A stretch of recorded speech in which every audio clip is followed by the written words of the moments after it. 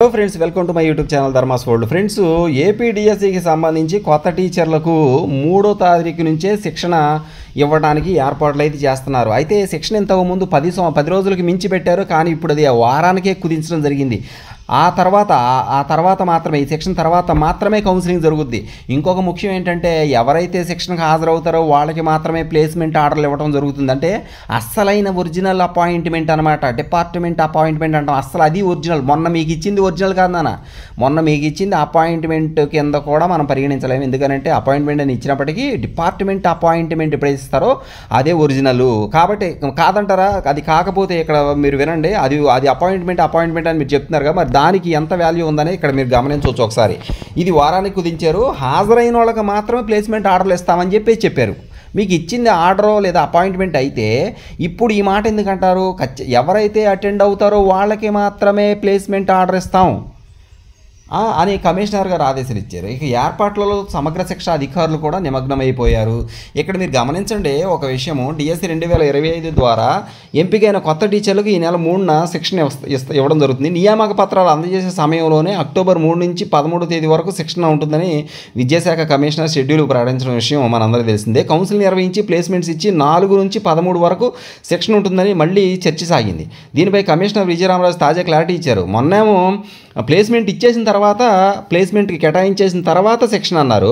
ఇప్పుడు మాత్రం శిక్షణకు ఎవరైతే అటెండ్ అవుతారో శిక్షణ తర్వాత మాత్రం ప్లేస్మెంట్ ఇస్తామని చెప్పేసి అన్నారు. అంటే 13 తర్వాత ప్లేస్మెంట్ ఇవ్వాలి లెక్క అయితే. అంటే 13వ తారీఖుని కానీ, లాస్ట్ రోజు కాబట్టి ఒక రకంగా 13వ తారీఖుని ఇస్తే ఇవ్వచ్చు, లేదా 13 తర్వాత ఎప్పుడైనా పిలిచి ఇవ్వచ్చు ప్లేస్మెంట్ అనేది. అది అనుకున్నారు. కానీ ఇంకొక విషయం ఏంటంటే 4 నుంచి 13 వరకు శిక్షణ ఉంటుందని మళ్ళీ చర్చ సాగింది. దీనిపై కమిషనర్ గారు క్లారిటీ ఇచ్చారు. ఈ నెల 3 నుంచి 10వ తేదీ వరకు శిక్షణ ఉంటుందని, అందుకు అవసరమైన ఏర్పాట్లు చేయాలని ఆదేశించారు. ఈ లెక్కన కొత్త టీచర్లకు వారం పాటు శిక్షణ ఉంటుందని స్పష్టమైంది. శిక్షణకు హాజరయ్యే మరి కొత్త టీచర్లు డ్రెస్ కోడ్ తప్పనిసరిగా పాటించాలి. అంటే డ్రెస్ కోడ్ అంటే ఎలా ఏ బట్టలు పడితే ఆ బట్టలు కాకుండా ఒక మంచి డ్రెస్ కోడ్తో ఉండాలి. ఈ నెల 11, 12 తేదీల్లో పాఠశాలలో ప్లేస్మెంట్లు కేటాయించడానికి కౌన్సిలింగ్ నిర్వహిస్తూ ఉన్నారంట. ఇక 13వ తేదీన కొత్త టీచర్లు కేటాయించిన పాఠశాలల్లో జాయిన్ అవ్వాలి. శిక్షణకు హాజరైన టీచర్లకే కౌన్సిలింగ్ ప్లేస్మెంట్ ఇస్తామని కమిషనర్ గారు మెలిగిపెట్టినట్లు విద్యాశాఖ వర్గాలు తెలుస్తుంది. గైర్హాజరైన వారికి రాష్ట్ర స్థాయిలో శిక్షణ తరగతులు ఏర్పాటు చేస్తామన్నారు. అంటే అక్కడ హాజరైన తర్వాతే ప్లేస్మెంట్ ఆర్డర్లు ఇవ్వాలని కమిషనర్ ఆదేశించారు.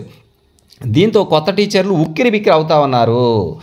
ఇక్కడ సమగ్ర శిక్ష అధికారులు తర్జన పడుతున్నారు. దీనికి సంబంధించి కొత్త టీచర్ల శిక్షణకు సంబంధించి అధికారులు ఉక్కిరిబిక్కిరి అవుతున్నారు. శిక్షణ నిర్వహణ బాధ్యతలు సమగ్ర శిక్ష అప్పగించారు. జిల్లాకు చెందిన 755 మంది, అంటే ఇది అనంతపురం జిల్లాలో ఒక అనంతపురం జిల్లా, అంటే జిల్లాకి ఎంతమంది అయితే పోస్టులు ఇచ్చారో అంతమందికి కూడా అన్ని జిల్లాల్లో కూడా అదే జరుగుద్ది.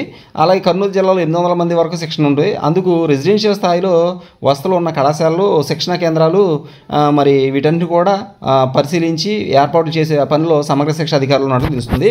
ఇక్కడ మాకు విషయం అర్థం కాని విషయం ఏంటంటే, ఎంత హడావుడి, అసలు నిజంగా చెప్తున్నానండి బాసు, అసలు ఎంత హడావుడిగా ఉందంటే మామూలుగా హడావుడి కాదు. ఎందుకు ఇంత హడావుడి చేస్తుంది? యాక్చువల్గా పోస్టింగ్ అంతా సవ్యంగా ఉందనుకోండి, చక్కగా తీరిగ్గా అన్ని విషయాలు ఆలోచించి ఆచితూచి అడుగు వేసి ఇచ్చేవాళ్ళు. ఇంతకుముందు అన్ని అపాయింట్మెంట్లు అలాగే చూసాం కదా. ఇప్పుడు ఎంత కంగారు, ఎంత అడవుడికి ఎందుకు చేస్తున్నారు అనే దాని గురించే అభ్యర్థులు చాలా గందరగోళంగా పడుతున్నారు. ఇక్కడ ఏదో జరిగిపోయింది, ఇక్కడ ఏదో జరిగింది, ఇక్కడ సంథింగ్ ఏదో జరుగుతుంది, ఫిషింగ్ అని చెప్పేసి చెప్తున్నారన్నమాట. అయితే ఇక్కడ విషయం ఏంటంటే దానికి సంబంధించి నెక్స్ట్ వీడియోలో చెప్తాను. Thank you so much for watching.